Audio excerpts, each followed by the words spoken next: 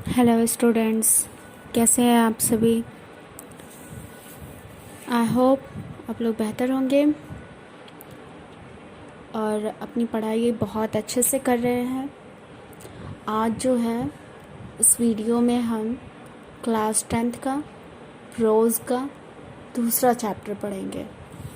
Chapter का हमारा नाम है ए लेटर टू गॉड, भगवान को एक पत्र, और इसके आर्थर जो है हमारे G.L. फिंटेस हैं। और सबसे पहले हम इस पार्ट में समरी आपको शॉर्ट में बता देते हैं, तब आपको समझने में आसानी होगी। इस पार्ट में जो है जो भगवान के नाम एक पत्र लिखा जा रहा है, और इसका जो मेन किरदार है, पात्र है, वो लैंचो है।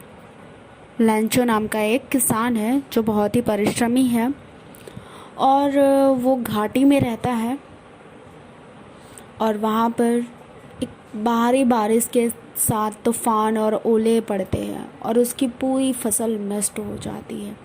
और उस घाटी में सिर्फ वो अकेला रहता है और कोई उधर नहीं है उसकी सहायता के लिए।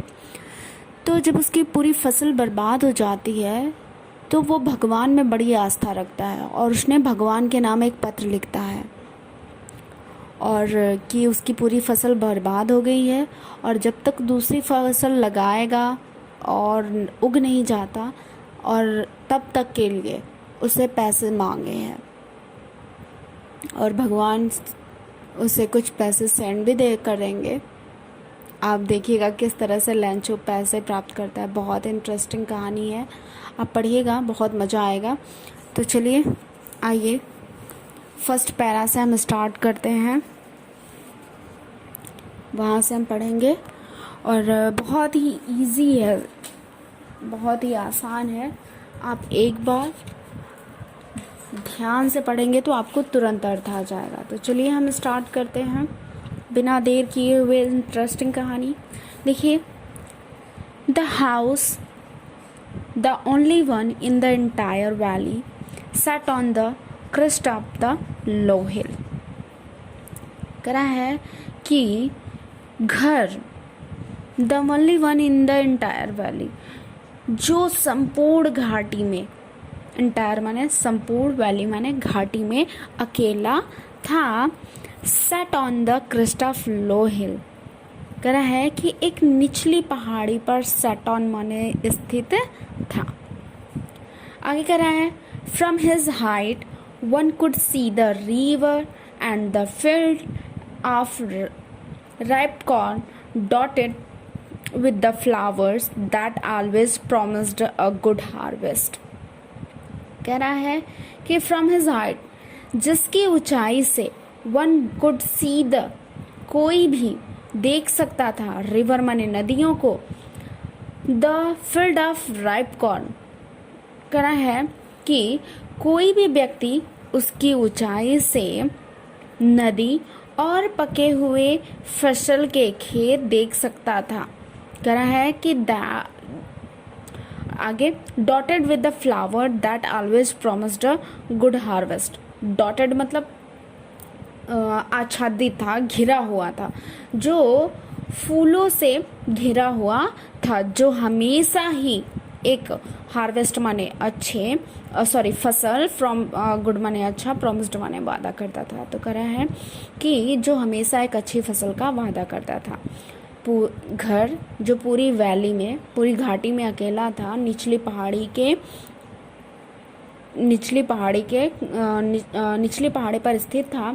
और आगे कह रहा है कि फ्रॉम हिज हाइट, जिसकी ऊंचाई से कोई भी व्यक्ति नदियाँ, पके हुए फसल के खेत देख सकता था, जो फूलों से घिरा हुआ था, जो हमेशा ही अच्छे फसल का वादा करता था।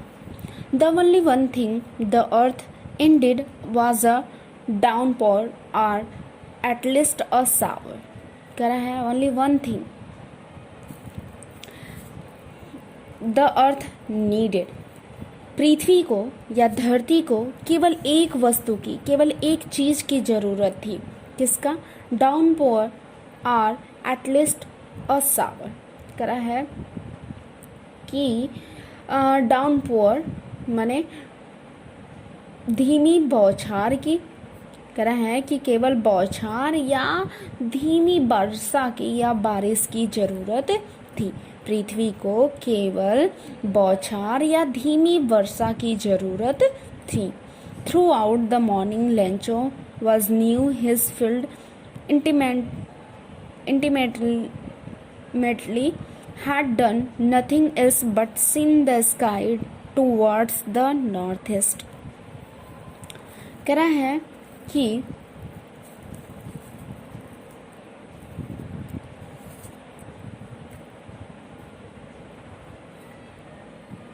है कि एक सुबह लैंचो, जो अपने पूरे खेत को अच्छी तरह से जानता था,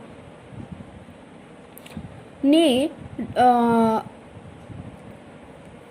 कुछ किया नहीं, बल्कि उत्तर पूर्व की ओर आकाश में देखने के सिवाय, कह रहा है कि एक सुबह लैंचो अपने खेतों को, जो कि अपने खेतों को बहुत अच्छी तरीके से जानता था, उसने सिवाय उत्तर पूर्व में आकाश की ओर देखने के सिवा कुछ और नहीं किया। यानी उसने पूरे टाइम जितने एक सुबह उसने सिर्फ आकाश की ओर देखा है। आगे देखिए दूसरा para, now we are really going to get some water woman. कह रहा है कि जो लैंचो है अपनी पत्नी से कह रहा है कि अब हम वास्तव में या सचमुच कुछ वर्षा का जल प्राप्त करेंगे, या हमें कुछ वर्षा का जल मिलनेगा। ओमैन माने औरत। The woman who was preparing supper replied yes God's willing.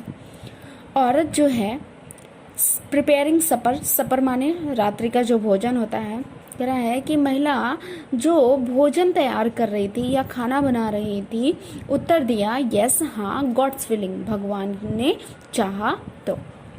The older boys were working in the field. जो बड़े लड़के थे वो खेत में काम कर रहे थे। While the smaller ones were playing near the house. कह रहा है कि जबकि छोटे जो लड़के थे वे घर के आसपास खेल रहे थे। Until the woman called to them all, come for dinner। कह रहा है तब महिला ने या माँ ने, जो लड़कों की माँ है, सभी को पुकारती है, बुलाती है, कम फॉर डिनर, खाने के लिए आओ या रात्रि के भोजन के लिए आओ। It was during the meal that just as Lencho had predicted, big drops of rain began to fall। कह रहा है कि भोजन के दौरान, मील माने भोजन होता है, कह रहा है भोजन के दौरान just as Lencho had predicated,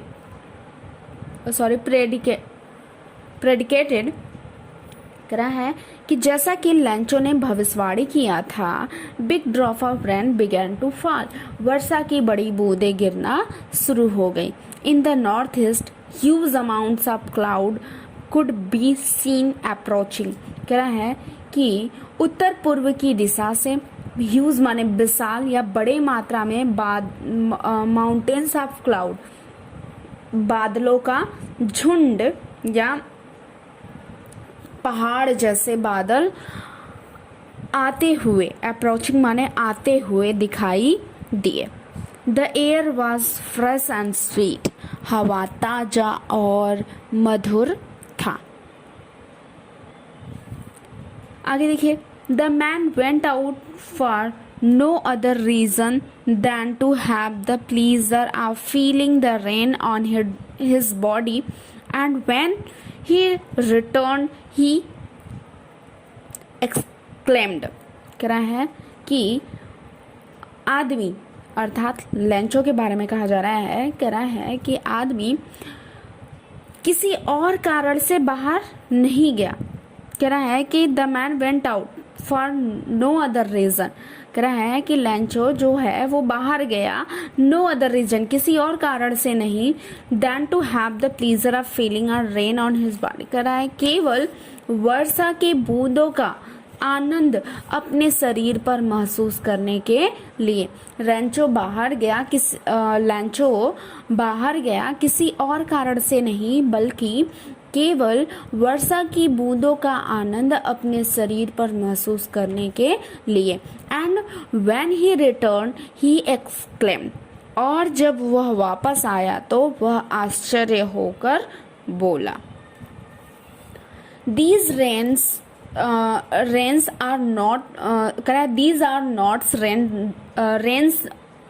raindrops falling from the sky, they are new coins।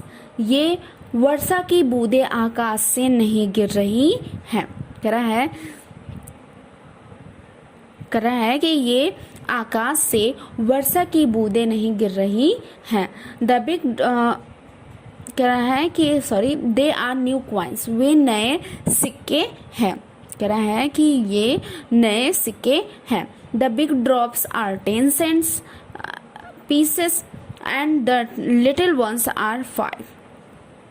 कह रहा है कि जो बड़ी वर्षा की बूंदें हैं वह 10 सेंट की हैं, और जो छोटी वर्षा की बूंदें हैं वो 5 सेंट की हैं। लैंचो जब बाहर वर्षा से आता है तो वो घर में आश्चर्यचकित होकर, विस्मय होकर बोलता है कि आकाश से वर्षा की बूंदें नहीं गिर रही हैं, बल्कि जो बड़ी बूंदें हैं वो 10 सेंट की हैं, नई सिक्के हैं, 10 सेंट की नई सिक्के हैं, और जो छोटी बूंदें हैं वर्षा की वो 5 सेंट की नई सिक्के हैं। ये जो सेंट है वहाँ की मुद्रा है, जैसे हमारे देश में रुपया चलता है वैसे ही जहाँ लैंचो है वहाँ पर मुद्रा सेंट है। ठीक है, आइए तो आई होप आपको समझ में आ गया होगा ये पूरा पार्ट। आपको ये पार्ट कैसा लगा, कैसी है कहानी, प्लीज़ आप मुझे कमेंट करके बताइएगा, और आप प्लीज़ इस वीडियो को दूसरों तक शेयर ज़रूर करिएगा।